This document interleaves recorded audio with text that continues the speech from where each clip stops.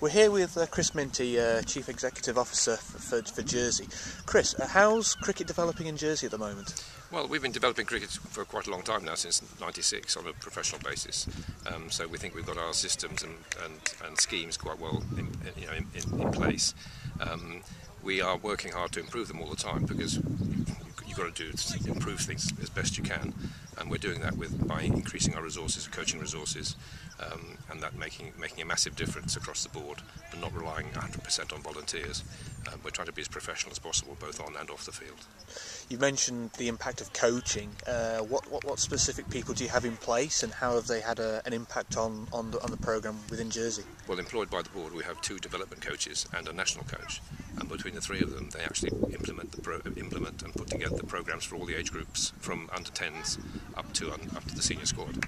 And with the development coaches concentrating on the 10s, 11s, 12s, 13s, 14s and 15s, supported by the national coach, and the national coach takes over from then on, which means we're getting a consistent approach and a consistent method and message to the cricketers from under 10s upwards, which we hope in due course will, when they get into the national squad, for example, they won't be fazed by anything. It'll be part of the routine.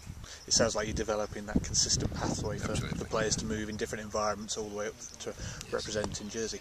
What are the challenges that kind of face you as a board? The main challenge in Jersey cricket is it's a numbers game. We only have limited numbers. We can't expand, we can't increase our numbers very easily at all, because people simply are not there.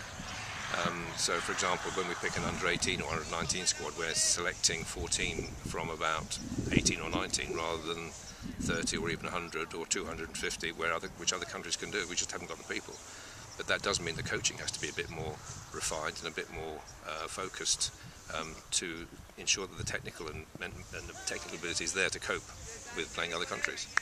In terms of, you've talked about growing the game and obviously having the impact of the coaches getting players better. Are there any other things in the pipeline that you're thinking of or planning for to actually offer cricket or cricketers in Jersey that extra level? Yeah, well, we've worked very hard on girls and women's cricket in the last 2 or 3 years, and that's proving to be well worthwhile, because we now have it's thriving now. The women have been very successful, not only playing but actually winning games, which always makes it better. Success breeds success, and that's fantastic. We're always striving to reach a wider population, the wider area, but when we actually look at it, we've actually got those areas pretty much covered. What we need to try and do is be a bit more specific in our focus on identifying a certain type of person, a certain type of young person who we would like to try and make into a cricketer, which sounds very easy, but they've also played football, they also go swimming, they also play tennis, they play rugby, and they do all other things as well. And at the age of 12 or something, where you want somebody to concentrate on cricket, it's a bit difficult, it's a bit young really. In terms of actually developing these players, these tournaments in Europe are actually quite essential, giving them the opportunity to experience playing. What other options have you got in mind to actually continue that? Maybe just, as you say, Jersey on its own. Well, we already have a fairly comprehensive schools programme in place, so the schools actually play cricket against each other, which doesn't always happen in the UK, for example. So we've developed that. We work hard at making schools play each other.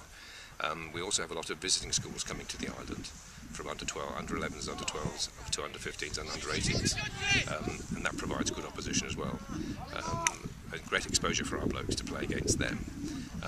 And we need to expand that to make sure it's quality, and that will just stretch them that a little bit more. Associations with other countries is also useful. We would be seeking to do that as well.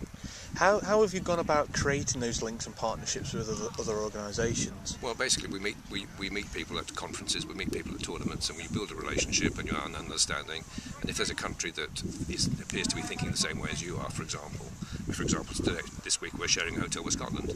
We had some very good discussions with them, and we hope something's going to come out of that, because they're thinking the same way as we are. How to develop, how to improve, and how to challenge people. So out of those sort of relationships, and with Holland, for example, out of all that comes good stuff.